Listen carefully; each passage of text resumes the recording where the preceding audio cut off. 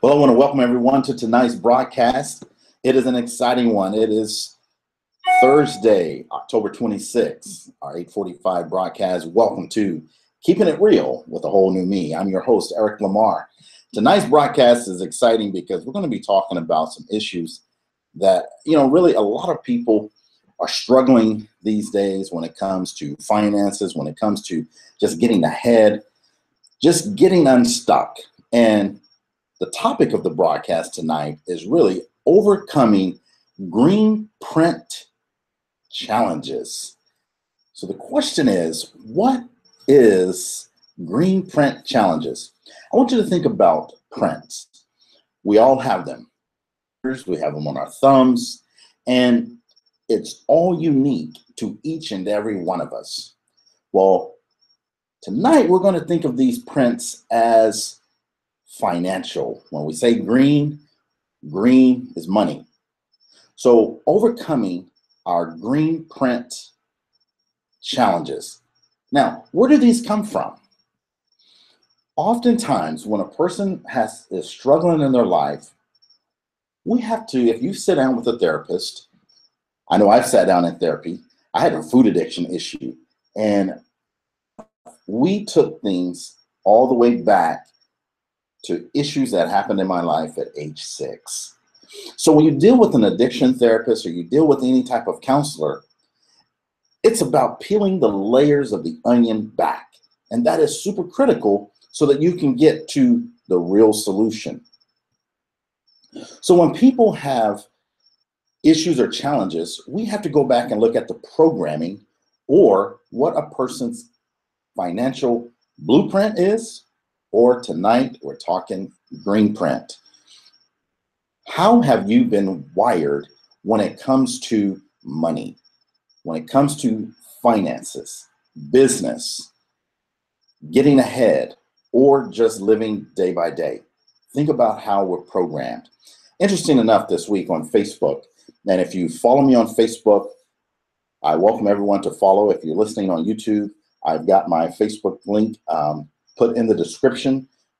Please feel free to reach out, send me a message, or send a friend request. I'd love to connect with you, but our business page is also linked in there as well, A Whole New Me Lifestyle Transformation. And really what this question, we had a series of questions this week, and the question was, what did you learn from your parents when it comes to money and credit, or finances and credit? And some of the questions and the answers were very interesting, very interesting. And I would say 80% of people's responses were not in the most positive light. Some people did it because their parents taught them budgeting, they taught them how to balance a checkbook, they taught them a lot of different things. And appreciate that, Doug. And so, but some people are not. Because some people said they learned how a mother lives with an asshole, how they stuck around in situations, how they took care of someone else. And so that green print is that imprint that's put into our minds that so many times we wind up living with. And it just repeats itself. And so it becomes what's called a cycle. I've also had great conversations this week with individuals that call me because, I have broadcasts that are on YouTube and Facebook and so forth, and they listen to this information. And I've had conversations with people that are in their mid-20s that have gotten out of college, and the problem is they didn't understand what to do with credit cards. I've even had conversations with people that have shared stories that they got a checkbook from a bank and didn't realize they had to have money in the account. I mean, we can laugh about that kind of stuff and we can think, wow, that's pretty silly. People should know those things. But unfortunately, the subject of money is typically a taboo subject in so many families. Now, tonight's presentation is not meant to offend anyone by no means, but we're just always going to keep it real on this show. Some folks, due to their upbringing, whether it's in church or other different places, there is an extreme amount of value that's put on faith. And this is, again, not an anti-faith presentation or anything, but there's information that people are programmed that says somebody else is going to take care of you. You don't have to worry about life. Things are going to be a-okay. Just do what God wants you to do. Now, I'm not here to preach to anyone or anything like that, but what I'm asking people to sit back and think about is look at a family's generational situation. Isn't it also prudent to use these brilliant minds that we have been given to stop and say, wait a minute, if somebody's going to take care of me, why do I even need to go to work? Okay. So we realize that we have to go to work. We have to take care of things. So what I'm going to be encouraging you tonight is, how do we overcome these challenges? The first step is just simply analyzing our mindset and be willing to make a shift. Because if you're not happy where you are right now, then you cannot in any shape, form, or fashion continue doing things the way you've been doing it for the last year, 5 years, 10 years, 15 years, 20 years, and expect a complete different result. That is what they call the definition of insanity. When you think that you'll just keep working hard, keep grinding, keep grinding, keep grinding, keep grinding, and you're going to get a different result? No. So, success leaves clues. So another tip, whenever someone is telling you or suggesting things to you, try to think, is the majority of people doing this or a minority of people doing this? My encouragement is to always follow the minorities, the number.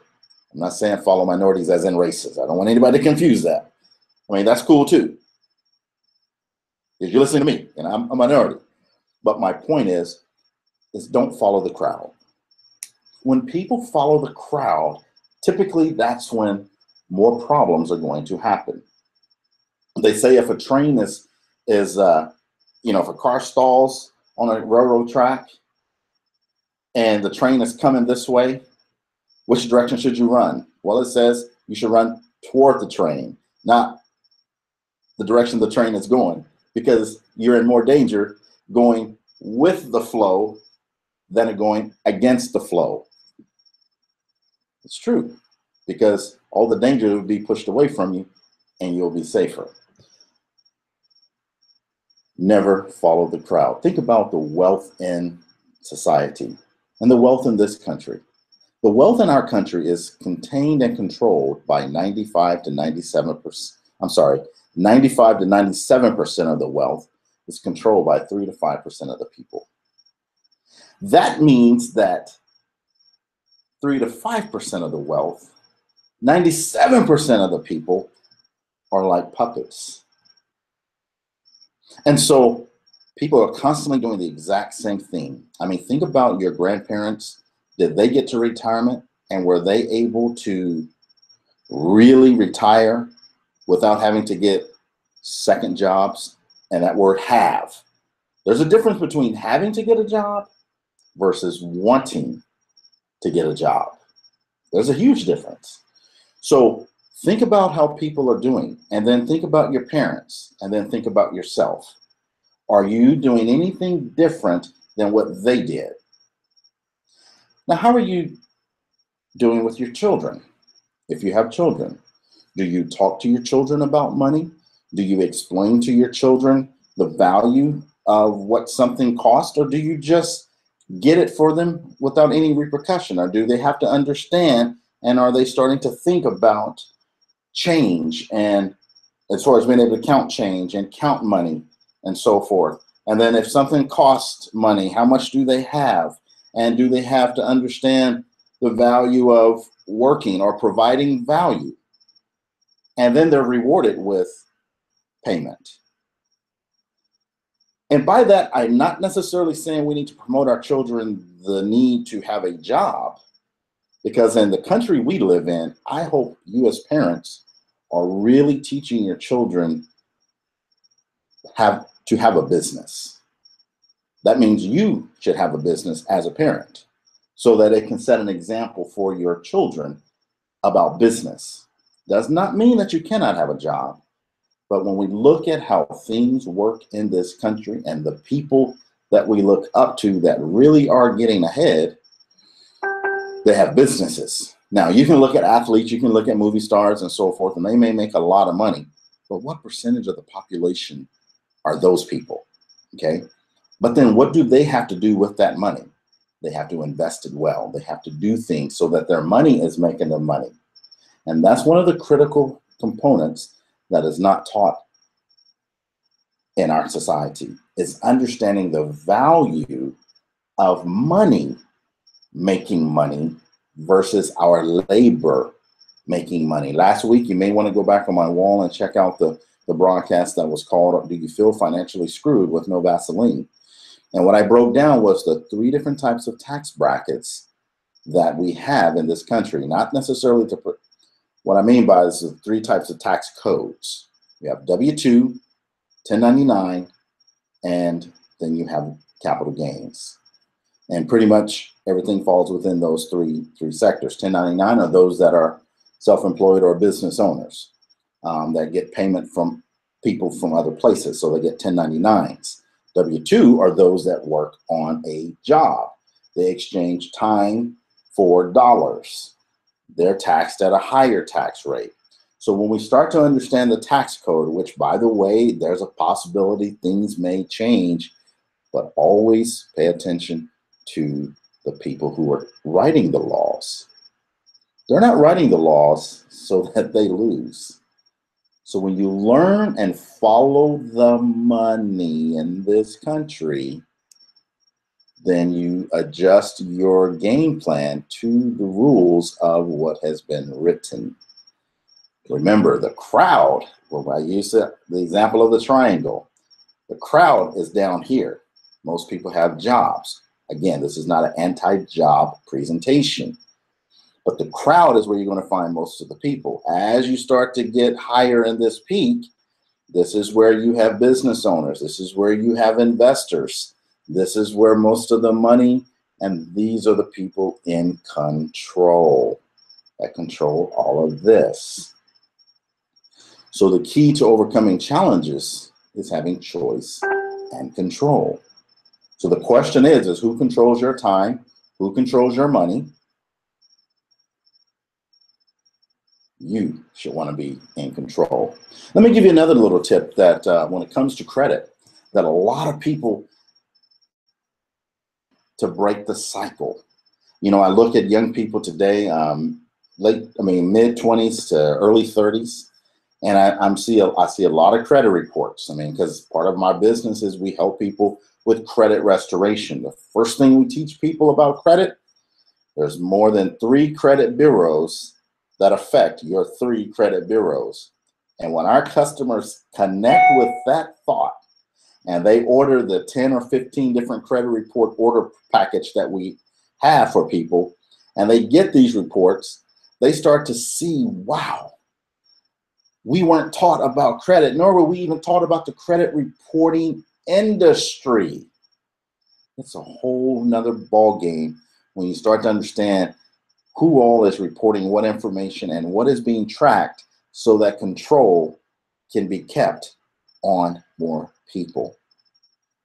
If I told you there was a credit bureau out there that controls or reports, shows the reports of what your banks report each month on your checking account, you might be very upset. But it's true. There is a bureau that does that. And so understanding credit and how credit works. The next thing related to credit, I want you just to keep this little tip in mind, because I had a conversation tonight with a 23-year-old mom, amazing mom with a 3-year-old.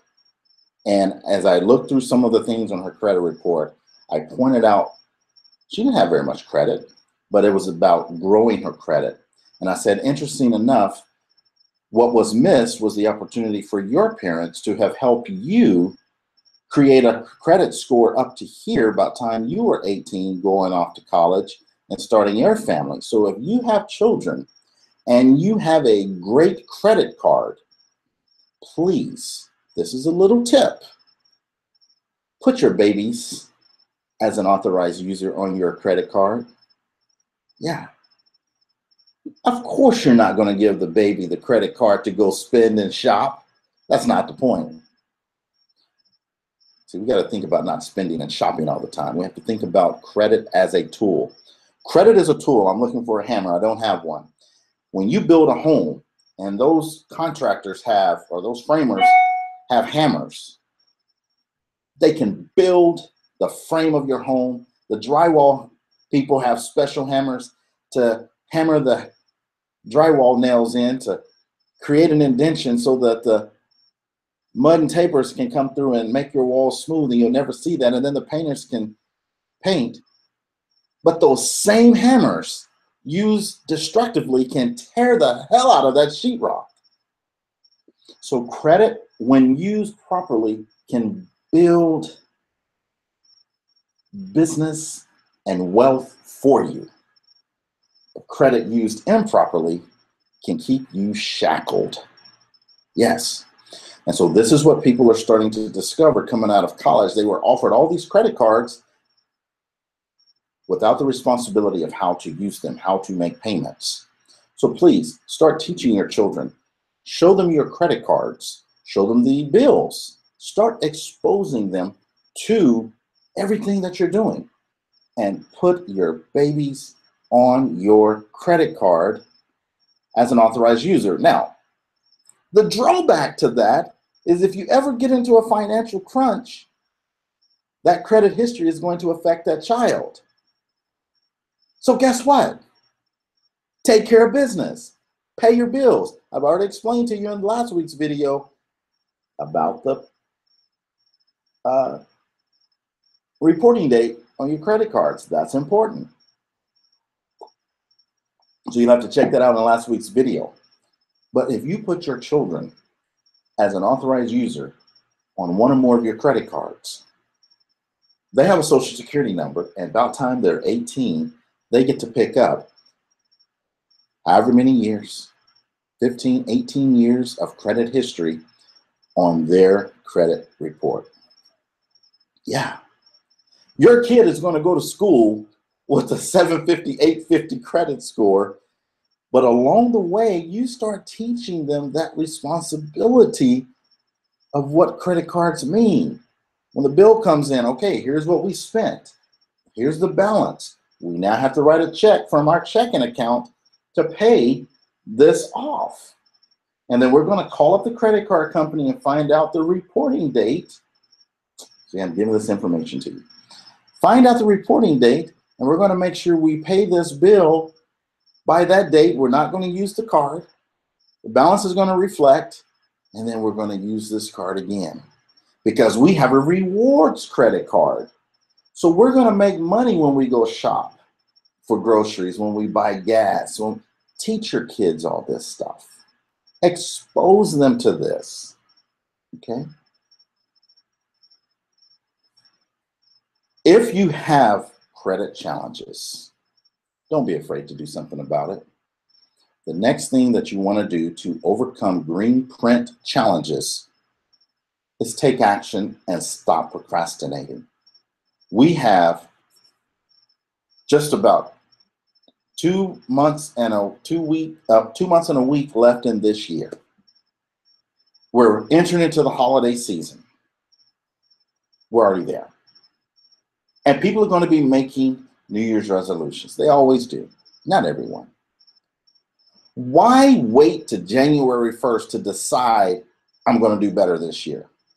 Why not start now? This has been a great week. Clients have been calling. People are saying, I want to get my credit together. I'm not waiting because I want it fixed in 2018. I don't want to start fixing it.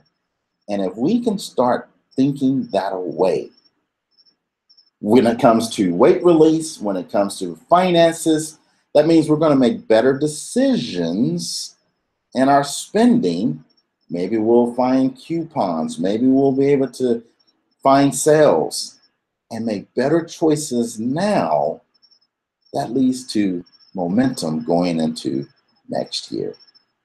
So I hope you can appreciate these tips and understand that value of breaking that cycle, changing that mindset, because if you weren't educated about finance and credit, don't use that as an excuse. Use it as motivation to say, okay, I don't want my children or grandchildren not knowing. Let me get past this, change this, because I'm going to be the one to create generational wealth for my family. It takes one person to make a choice. I had a lady this week call me. She's 31 years of age. And she said, Eric, nobody in my family has good credit. And when she told me that, I mean, I hear credit issues all the time. I about went to tears because she was just sharing with me. She says, I have a 12-year-old daughter. I'm pregnant with another, about to deliver in January. My fiance has a 12-year-old, and his credit is worse than mine. And this is the environment that their children are being brought up in, seeing their parents struggle. Their heart is amazing because they want more. They just have not been guided with how to navigate this entire game. So don't let your kids keep seeing the stories that they hear their grandparents talking about. Be that change that you want to see for your children. Be that change that creates the generational wealth, momentum that your family can achieve.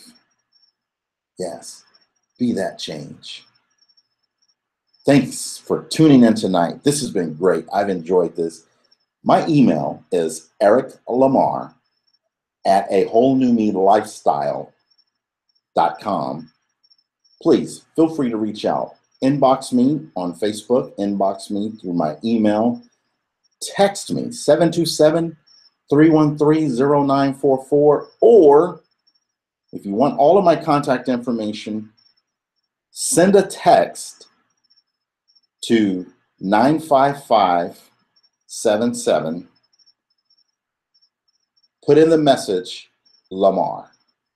95577. Put in the message Lamar. It will reply to you my shock card, which will give you all of my information. You can save it to your home screen, and I will become like an app on your phone. I'll be actually in your phone. Now, ladies, if you're married, tell your husband you heard this. I'm in your phone for a reason, because I'm here to help you be connected. So, and ladies, if you're not married, put me in your phone anyway. I'm sorry, I digress. But anyway, contact me. If you want to work on your credit, if you want to work on other things when it comes to your finances or your health, or you have business and you want to improve business credit, let's talk about those things. We really can get some momentum moving for you as we end 2017, going into 2018. Let's make it the best year ever. We say it every year, but let's make it happen now so that it can happen next year. Have a good night, everyone.